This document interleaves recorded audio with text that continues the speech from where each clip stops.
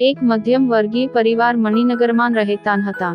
અવિનાશ અને ભૂમિકા ને બંને નોકરી કરતા અને ઘરગૃહસ્થી ચલાવતા. એમને 2 સંતાનો હતા. મોટી દીકરી માહી અને દીકરો જીતેન. બંનેને મણિનગરની પ્રખ્યાત સ્કૂલમાં ભણવા મૂક્યા. પણ ભૂમિકા બાળકોને સારા સંસ્કાર અને સાચી વાત શીખવાડે. ઘરમાં તકલીફ તો ઘણી જ હતી, પણ બંને બાળકોને નાનામાં નાની ખુશી આપતા. બંને બાળકો વચ્ચે 2 વર્ષનો સમયગાળો હતો. માહી 12મા ધોરણમાં આવી અને જીતેન 10મા ધોરણમાં આવ્યો. એટલે સમજાવ્યું કે જિંદગીમાં કોઈ પાત્ર ગમે તો પહેલા મને જાણ કરવી, જો બહારથી ખબર પડશે તો તમને શિક્ષા કરવામાં આવશે. આમ કરતાં માહી કોલેજમાં આવી અને કોલેજમાં ભણતા નિતેશ જોડે પ્રેમ થઈ ગયો. માહીએ ઘરમાં ભૂમિકાને વાત કરી. ભૂમિકાએ વાત સાંભળીને કહ્યું કે આપણી અને નિતેશ વચ્ચે નાતજાતનો મોટો ફરક છે. એટલે રિવાજો અલગ હશે. તું બધું કરી શકીશ બેટા. માહી કહે હા મમ્મી, અને આ મારું વચન છે, કોઈ પણ સંજોગોમાં હું પાછી નહીં આવું. ભૂમિકા કહે એવું ના કરાય બેટા, હું તો તને આવનારી દરેક વસ્તુઓથી અવાગત કરાવું છું. માહી મન સાથે સમજૂતી કરીને પણ હું જીવીશ તો પણ ત્યાં અને મરીશ પણ ત્યાં. ભૂમિકા માહીને બેટા, આ ઘરના દરવાજા તારી માટે સદાય ખુલ્લા છે, કોઈ વાતે મૂંઝાતી નહીં. કોલેજ પૂરી થતાં જ નિતેશ અને માહીના લગ્ન બહુ સાદાઈથી કરી દીધા. લગ્ન પછી ફરીને આવ્યા પછી માહીને નિતેશ અને એના મમ્મી પપ્પા અને બહેનના સ્વભાવનો પરચો મળવા લાગ્યો. અને સવારથી જ દરેક વસ્તુઓમાં કચકચ થવા લાગી. માહી વિચારતી ક્યાં એની ઉચ્ચ કુળમાં જન્મેલા ઘરના રીત રિવાજ, અને અહીં તો દરેક વસ્તુમાં બધું અલગ જ હતું. પણ માહીએ મન સાથે એક એવી સમજૂતી કરી લીધી કે કોઈ પણ સંજોગોમાં એ ડગશે નહીં. નિતેશને ખાણીપીણીનો ધંધો હતો. એ અને એના પપ્પા રમણભાઈ એક જ ધંધો સંભાળતા હતા.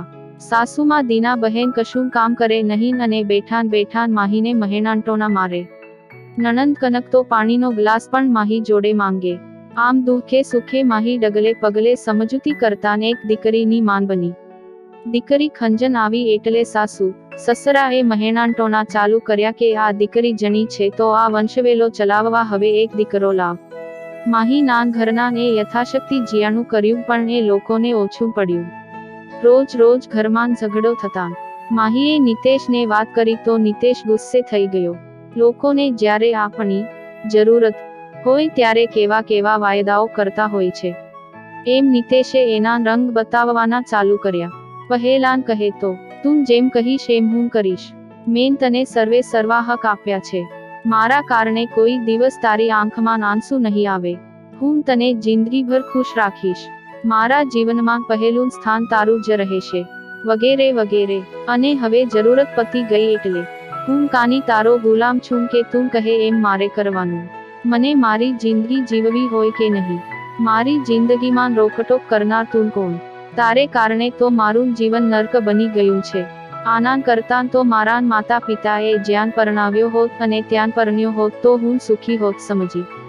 ભાડમાં ગયા એ વચનો અને કસમ, હું કોઈ વચન બચનમાં માનતો નથી. વગેરે વગેરે. માહી તો આટલું બધું સાંભળીને દિગ્મૂઢ થઈ ગઈ અને આઘાતમાં સરી પડી કે મેં મારી જાતને આ લોકો સાથે તાલમેલ મેળવવા શું નથી કર્યું, અને નિતેશને મારા પિયરના દાગીના પણ ધંધા માટે તકલીફ પડતા આપ્યા, એનો બદલો આવો. માહી મનમાં બબડી રહી. ડગલે ને પગલે તમારી જરૂરત સમયે તમારી પડખે ઊભી રહી, તમને કોઈ લાચારી મહેસૂસ ન થવા દીધી. તમારી ખુશીને જ મારી ખુશી માની. એને આવો એવોર્ડ આપવાનો. નિતેશ તે ભલે ઠાલા અને પોકળ વચનો આપી તમારી જરૂરત પૂરી કરી લીધી. પોતાને સત્યવાદી હરિશ્ચંદ્રનો અવતાર કહીને મને છેતરી લીધી, પણ મેં મારી આ જિંદગી સાથે એક એવી સમજૂતી કરી છે કે જીવીશ તો પણ અહીં ને મરીશ પણ અહીં, પણ પાછી તો મારા પિયર જઈને તમને રસ્તો નહીં કરી આપું. એમ મનોમન નિર્ણય લીધો અને રડીને મન હળવું કર્યું અને પોતાના કામે વળગી. આમ એક એવી સમજૂતી ના લીધે માહી દુઃખો સામે લડી રહી.